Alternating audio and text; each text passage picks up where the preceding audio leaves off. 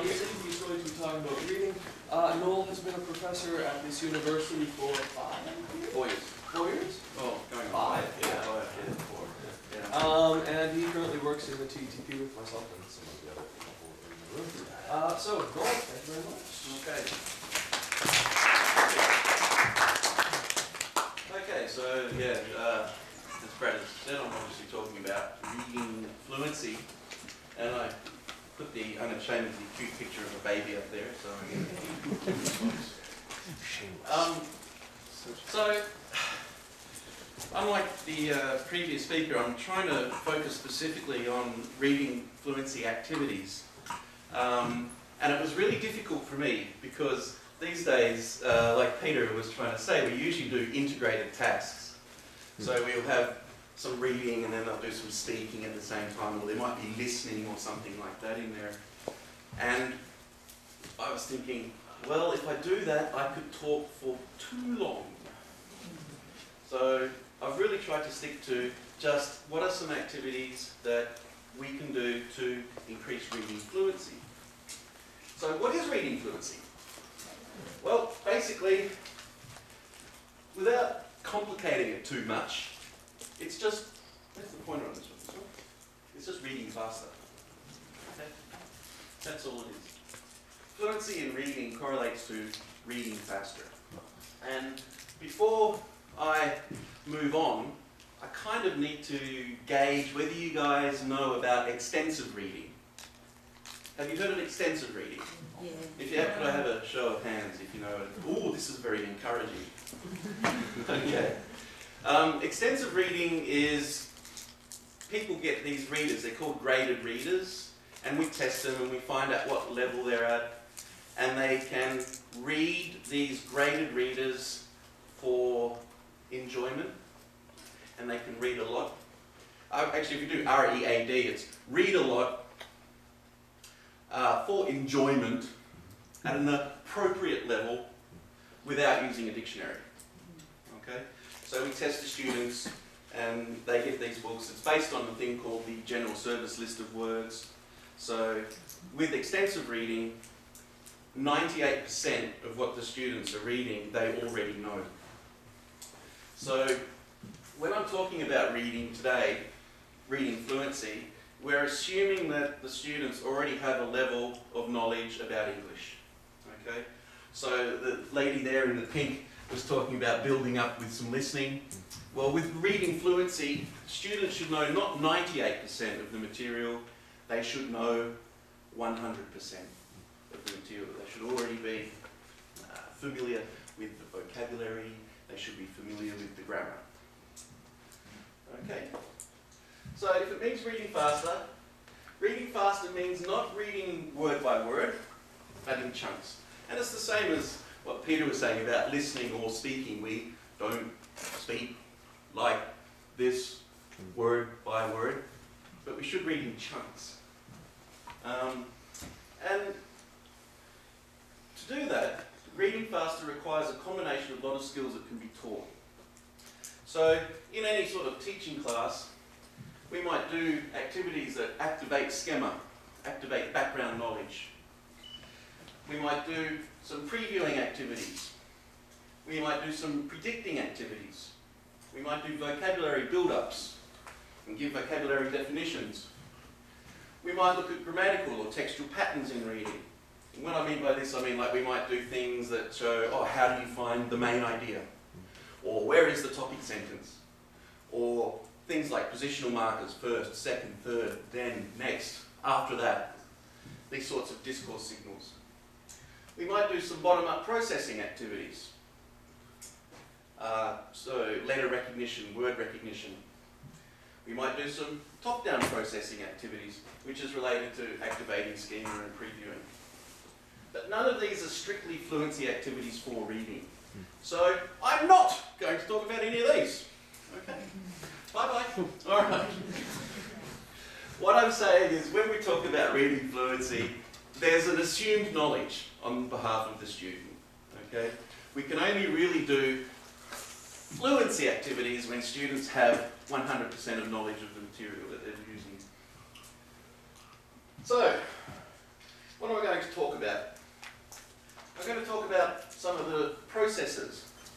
involved in reading, and what are the limitations on how fast we can read.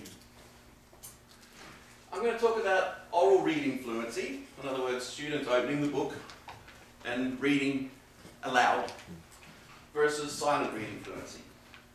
And then we'll look at some specific fluency activities. So we'll see how the time goes. I think we'll be okay. I'm not sure, but we'll be okay. All right. So as I said, the activities I'll talk about today, for second language learners, they have a basic reading ability already. So I am not talking about literacy development in young learners. I'm not talking about literacy development in elementary school. Unfortunately, some middle school and high school students still need literacy development as well. But that's not what we're talking about. So, teaching fluency skills. The first thing we have to do is teach students to not read every word. They have to read in chunks. And we need to enable students to think about reading speeds in words per minute. You have to give students the knowledge of what their own reading speed is. Then they can see if they're improving or not. Okay? Assessment is difficult, as Ben said. When we're talking about a receptive skill, such as reading, assessment is really tough. Because all you can assess is production based on the reception. But you can sort of let students work out what reading speeds are, what their word per minute is, and they can chart this and they can plot this and hopefully develop. So we should provide activities to help students increase their reading speeds. So what are the processes of minutes? Alright, so in a laboratory, they've focused on people's eyes when they've been reading, and they've checked out the movements of the eyes. And we have three things. We have fixations, jumps, and regressions.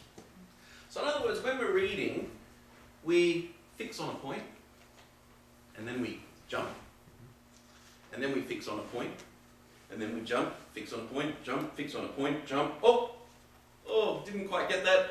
I have to go back. That's called a regression. So we have fixations, jumps, and regressions. These are the figures for good readers. So if I'm a good reader, I do about 90 fixations per 100 words that I read.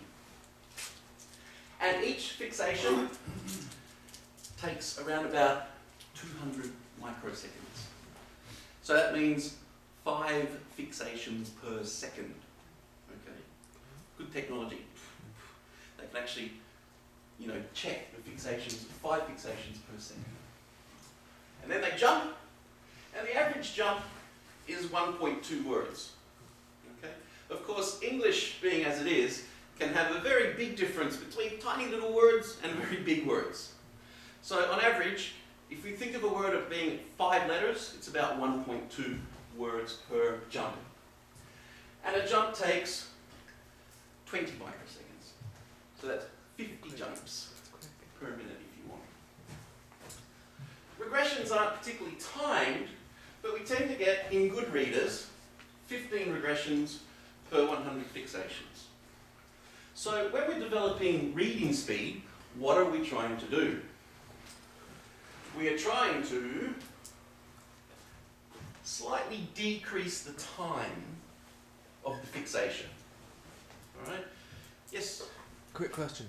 Are these native, like people reading in their native language or people reading in a foreign language? These are people reading in their native language. Okay. Okay? This is a good reader. It's from Paul Nation, Okay. teaching ESL, EFL. Okay. And this is so that we can work out what a good reading speed is in a native speaker. Okay? So, good readers have shorter fixations.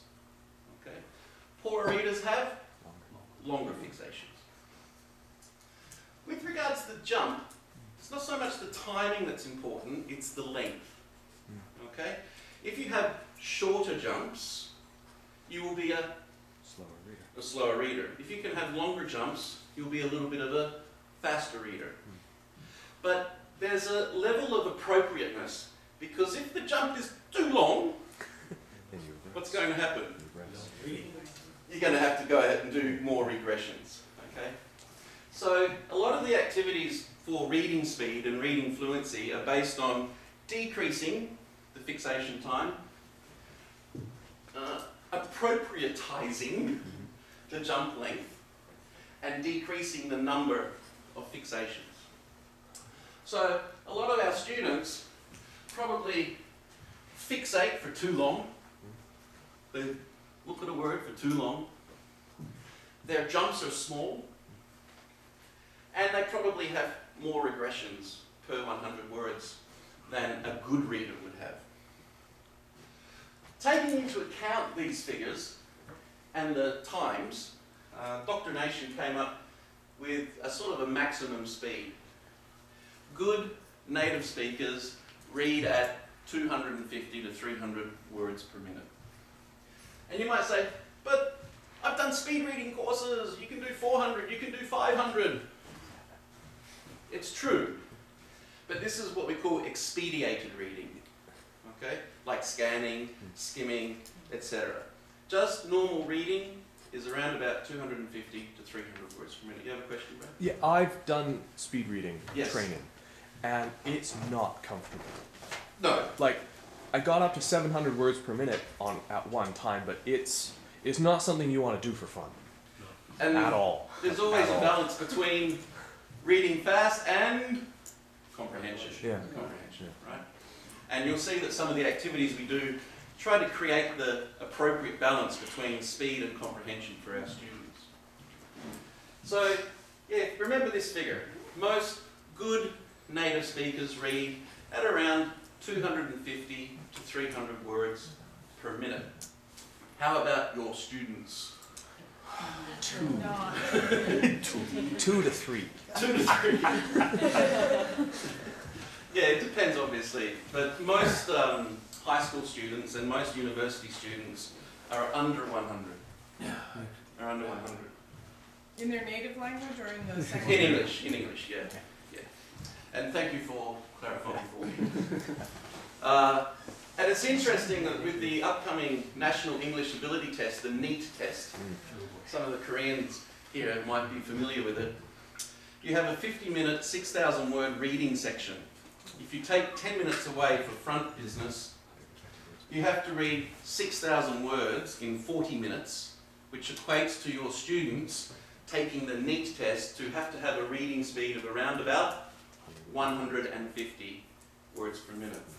6,000 divided by 40. So, yeah, it's a challenge for Korean students wanting to take the test coming up. It's a challenge for native speakers. Well, Noel, that isn't graded reader level stuff either. Like, if we're looking at words per minute when we're testing our students with the graded readers, the stuff in the NEET is not graded reader level stuff. It's intensive reading level material. That's correct, yeah. And so 150 words per minute is a lofty goal. It's a lofty goal, particularly if you know anything about reading. The graded readers work on the GSL, the General Service List of Words, which is based on corpus. Korean textbooks in high schools still do topic-based curricula, so they have vocabulary that sits outside the 2,000 word GSL. But I don't want to talk about extensive reading so much. I've tried to really focus on reading fluency and reading speed, because there's so many presenters that do extensive reading, and if you want to hear about extensive reading, you won't have any shortage of extensive reading presentations at any of the conferences coming up this year. In fact, there's even the International Extensive Reading Symposium this year in Korea. I think it's at Yonsei. Okay. So we have it in Korea this year. Okay. So why is it important to have fluency? Now I've got some quotes from some of the textbooks. And reading fluency is one of the defining characteristics of good readers. Okay?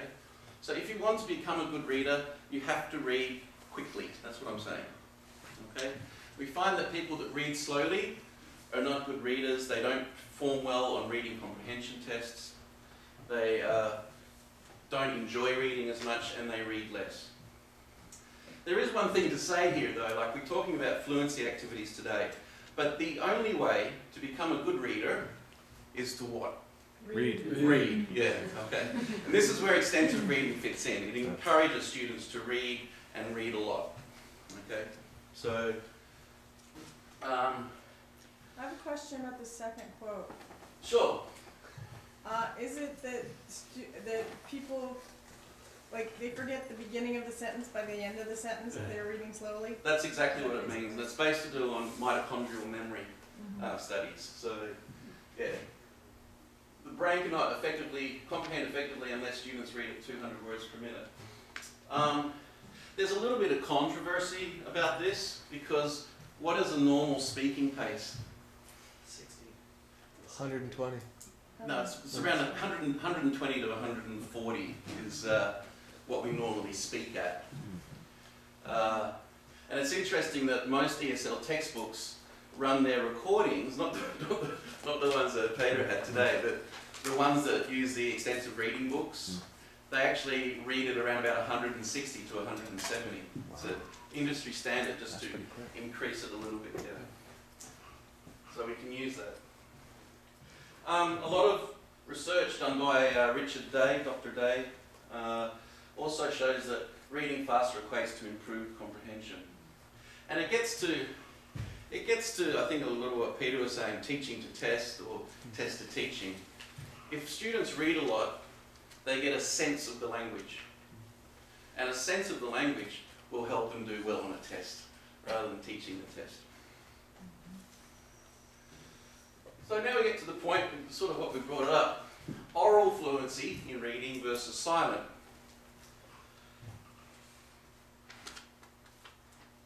The focus should still be on silent reading fluency, okay? Because if you are a strong silent reader, you will be a strong oral reader, okay? If you can read quite quickly silently, then you should be quite good orally.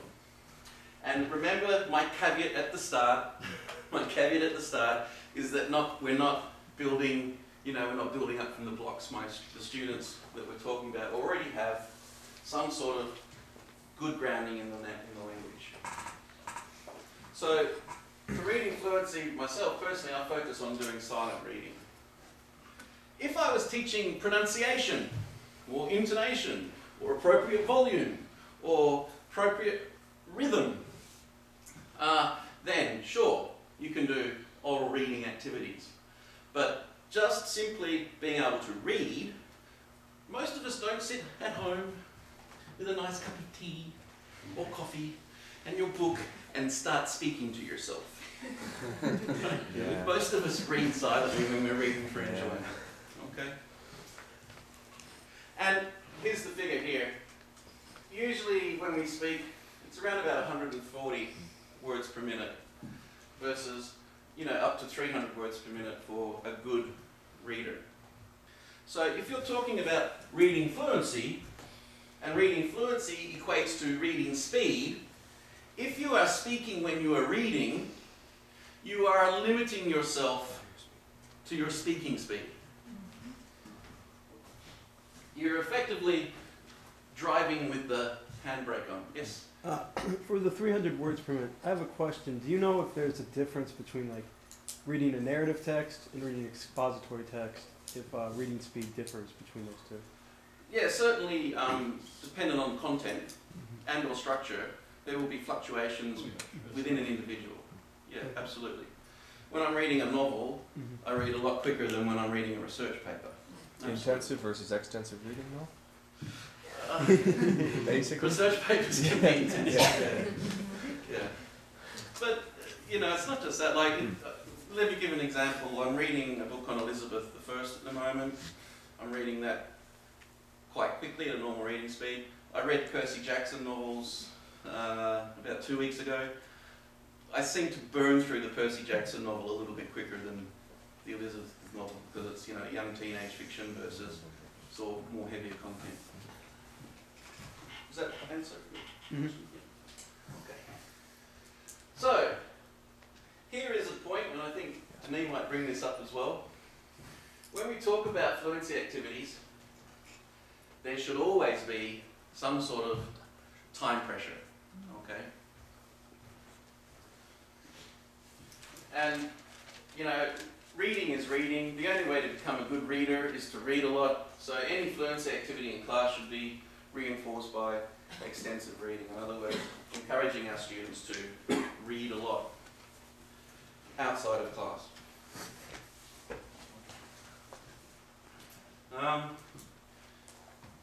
So in class, if you're doing comprehension activities, or you're pushing people into the Zagurski's proximal zone, as some teachers like to do, Yes, I do. we should give comprehensible input at I+1.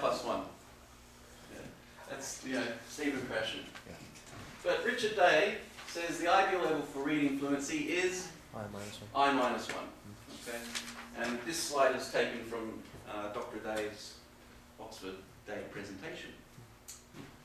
So it gets back to the point, when we're doing fluency activities for reading, students should know pretty much all of the vocabulary and all of the grammar structures that they're doing.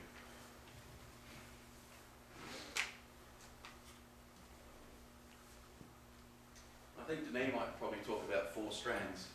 Are you going to? I wasn't going to. There we go. There's the 4 strands: meaning-focused input, meaning-focused output, language-focused learning, and fluency.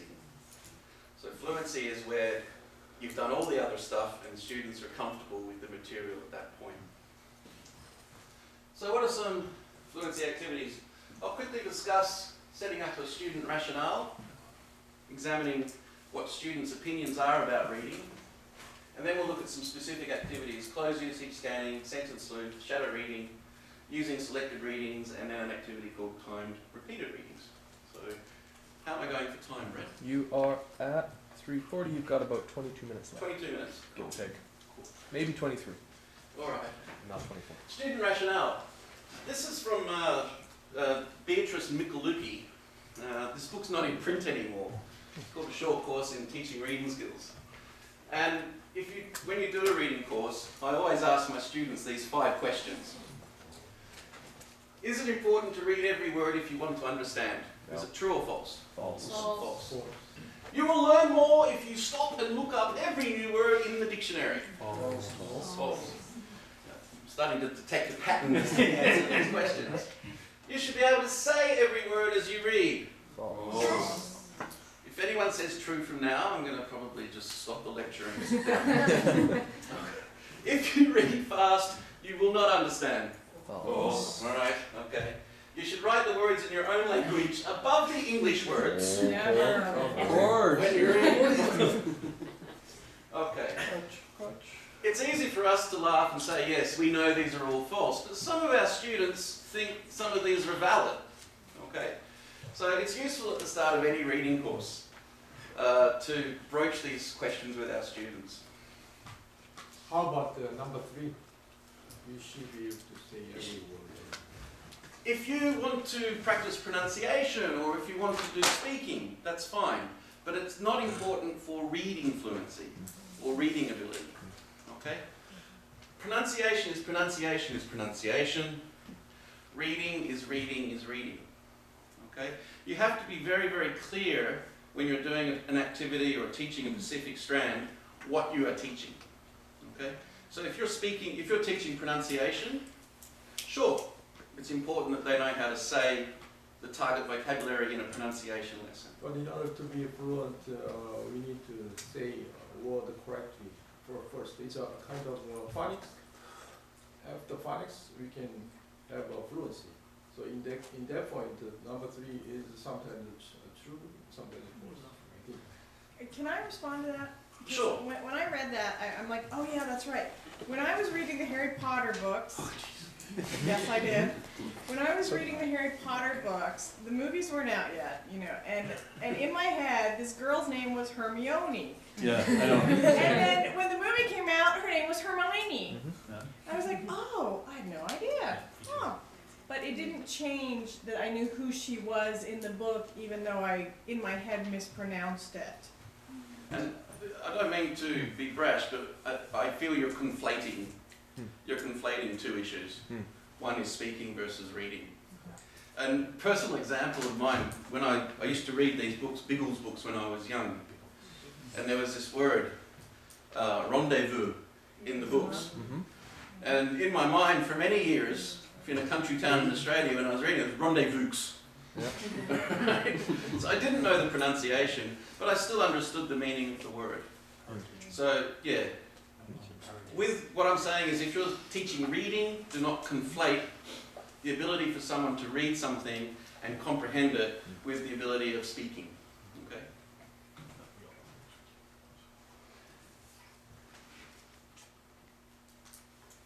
Alright, so what are some activities we can do to encourage students not to read every word?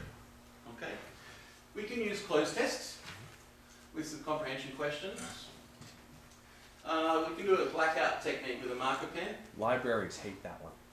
Yes, I would recommend that you photocopy the page first. That's the truth. Yeah.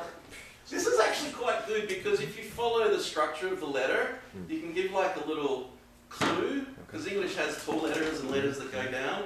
So you can, for the students, you can give them a little bit of an extra chance to recognize the word from the shape. So it's a little bit better, in my opinion, than using closes, but it's a little bit more work. Right? Golden activities, right? Short time to prepare, long time in class. Bad activities is long time to prepare, short time in class. This is why I hate doing sentence strip activities. Because I make the thing and I cut them up and I have all these piles and I spend 30 minutes and I give it to my students and then they go, picture finished. This is why I have no hair. That gives me stress. There's this really good website here where you can just insert text and it gives you options to just delete every 5th word, every 7th word. It gives options to delete some specific function words, so it's a really good one. To Google it, just Google online close maker. Alright? If you Google online close test, you'll get pre-made tests. So Google this one, online close maker, and look for the L. George's one. It's really easy, and it saves me a lot of time. So what do I mean by use closed tests with comprehension questions? Whoops, I double clicked too. It's something like this. This is, from Impact.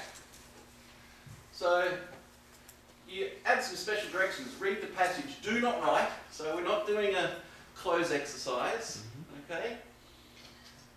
And then they answer the questions. So they just read. Dennis and Linda Wilson are married. They have 3 children. Dennis works full-time, but Linda not work away from home. The Wilson family need. Dennis wants to part-time job on Saturday. Linda wants to work too. Does not want Linda to work. He wants her to stay home and clean the house and to take care of the children. A lot of the ladies here are going, Dennis is evil. A Neanderthal. Yeah, pretty much. But even though the words are missing, students should still be able to answer the comprehension questions. And it's just training them. You don't need to read every word. So it's working on decreasing the number of fixations.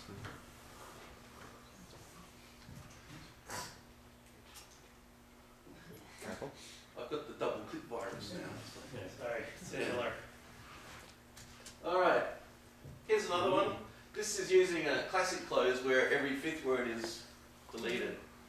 Classic close exercises have a set deletion and a set period. That's the difference between a more modern close and a classic close. So again, students just read without filling in the blanks and then they can answer the questions. If you do this, what do you need to do?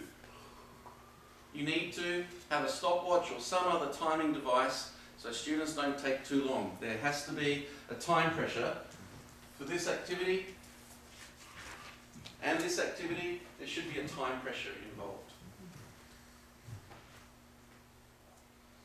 So if you have an electronic version of a text, you can whack it into that close maker, delete every 5th word or every 7th word or every 10th word depending on the level of your students, make some quick yes/no questions, and you have a nice close activity that students can do to improve their reading speed. Or you can photocopy it and black out some of the words. Yeah. Barbara likes to travel.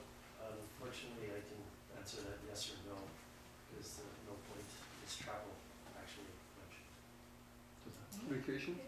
Vacation is mentioned, yeah, but She Well, rents a how car many do on you think vacation. yes? Shred's car. She rents a car on she rents a vacation. car Has a private because car. she doesn't.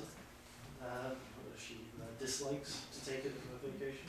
Well, she rents a car for several weeks in the summer. Yeah, I would say yes. Yeah. But the thing is also, you can say to your students, it doesn't matter if they get the answer right or wrong, As long as you can justify it. as long as you can justify your answer. Yeah, Yeah. that's the main thing. And we can She wax also her a rents a little bit. horse instead of a car.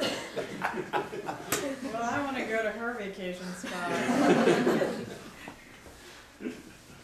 All right, we'll move on, shall we? Okay. Other things that you can teach students not to read every word. Obviously, scanning activities from textbooks or real materials. Sentence sleuth activities and shadow reading. So we'll talk about those. Yeah, everyone knows the difference between scanning and skimming, right? Okay. If you don't, and I always forget sometimes, scanning is specific information, skimming is general idea. I always think of an MRI scan. It's looking for something specific. So scanning is specific information. So this is another example from Mikaluki. You give the students some questions, and then they have to scan some information and quickly answer. If you notice here, again, it's setting up a time pressure. Okay? So students aren't looking through slowly for the information. They have to do it very quickly. It's up to you as a teacher to determine what time, or students can record their own time, and in a class they know, or other students want to be quick, other students, I want to be the first one, I've got to finish quickly.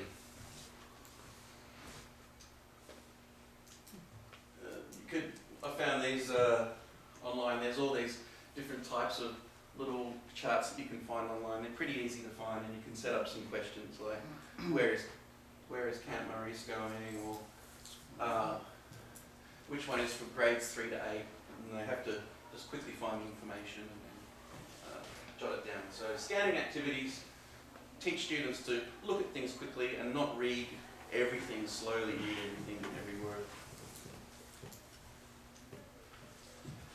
This is actually a page from a graded reader. So what you can do with graded reader, there's an activity, it's called like sentence sleuth. So you can photocopy it and give to your students, or it might be Korean high school textbooks or middle school textbooks have chunks of text. And within the book, you find a sentence, so you choose a sentence that you want to use. So this is the teacher, we've chosen a sentence. And then what we do is we read out the sentence to the students and we omit one of the words. And we do this as a golden bell activity. Right? So you put the students in groups of 4. They each have their piece of paper with the text on it. As a teacher, you might choose 5 or 6 sentences to use from the text. You read the sentence, omitting one word. Students scan the paper, they find the sentence, they find the word missing, and then they write the word on the board like a golden bell activity. It's really quite fun. Students like to do it, of all ages. Even adults and university students quite like it. If you have one of those bell dingers, it's kind of cool, because you can go, nobody ding remembers the old, nobody ding the old people here. Of course, you can use the ubiquitous nobody, or no one, momo, the old people here, or no one, beep, the old people here. So it's just another activity where they can use whatever text they've got. You choose a sentence, leave one of the words out, they have to scan, quickly find the sentence, and then write the word up. The time pressure is created automatically because they're all trying to beat each other. Another thing that is used for increasing reading speed is using selected readings. And Dr. Paul Nation has a good starting point at the 1,000 word level. His is based on the General Service List of Words. You can visit his webpage. It's really easy to find. You just Google Dr. Paul Nation, go down to his site, and you'll find this book which has selected readings. So each reading kind of looks like this. This is the fourth one. And it's 550 words. Each reading is around about 540 to 560 words. It's at the 1,000 word level for the general service list, so if your students are reading level 2 or level 3 graded readers, it should be familiar material for them. So they read this and it's timed. Okay? However you time it is up to you. They can time it themselves. You can have a stopwatch.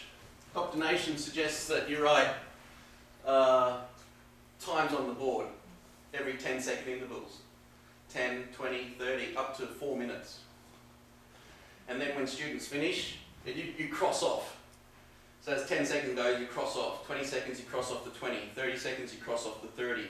So then when students finish reading, they can look up and see what their time is. As soon as they finish reading, they have to answer some comprehension questions. The idea is, if they get 10 out of 10 correct, they have read too slowly. Okay? 10 out of 10 is not the goal. 10 out of 10 means they've read too slowly.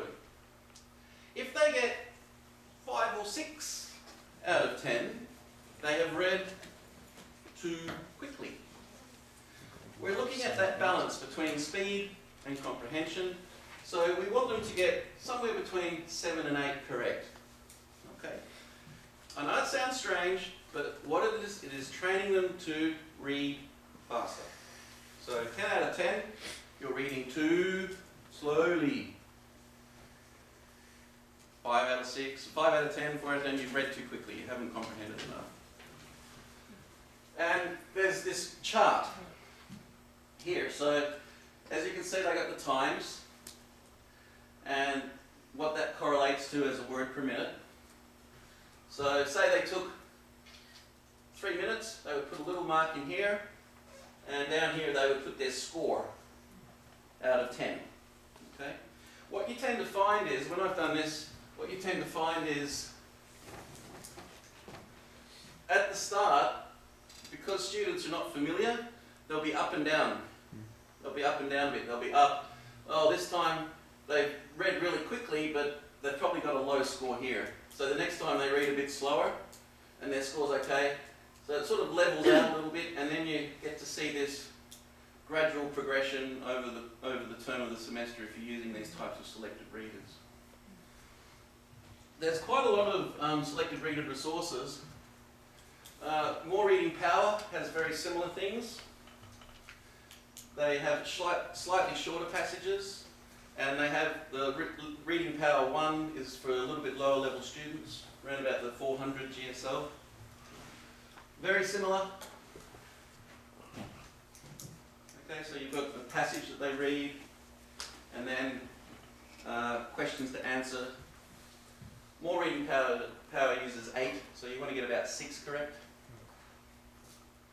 They have a similar chart in the book that you can record the words per minute and also the amount that they got correct.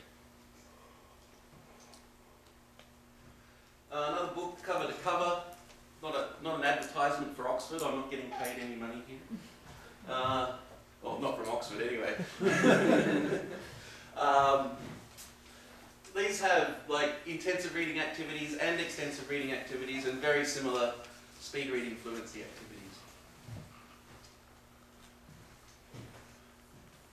The last one to talk about is called timed repeated reading.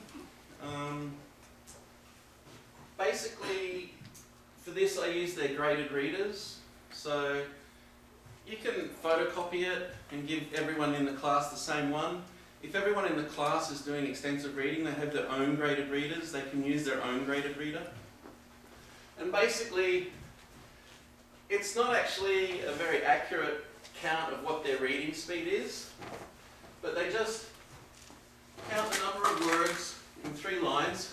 So they'd go 1, 2, 3, 4, 5, 6, 7, 8, 9, 10, 11, 12, 13, 14, 15, 16, 17, 18, 19, 20, 21, 22, 23, 24, 25, 26, 27, 28, 29, 30, 31, 32. So there's about 11 words per line. Okay? It doesn't have to be accurate. It's like 10 words per line or 11 words per line. It doesn't really matter. And then you have the whole class ready, and you give them 60 seconds. And they read it. And then when the 60 seconds is finished, stop. Then they count the number of lines. You say to them, be honest, this is not a full line. Alright? But just because it's a rough guide. And then they record the number of lines they've read, multiplied by the number of words per line. And they record it in a chart like this. They put the date and the title and level of the book, because it gets back to the gentleman in the white's question. If they go up in levels in their graded readers, their reading speed will go down as they go up levels. And they record the words per minute. But there's 3. Why is there 3? Because after they've done it once, they do it again. They read the same passage. Okay? They don't go on further in the book. They read the same passage. They record it here, and then they do it again. And they read the same passage. What is the rationale? We are decreasing the time of fixations. We are appropriatizing the length of the saccadic jump. And we are decreasing the number of regressions. Okay? It's just training the brain on these 3 aspects of what makes a good reader. That's it. Okay.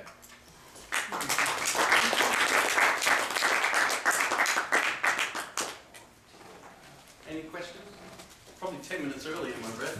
You're 1 minute early. 1 minute early. 1 minute early, yeah.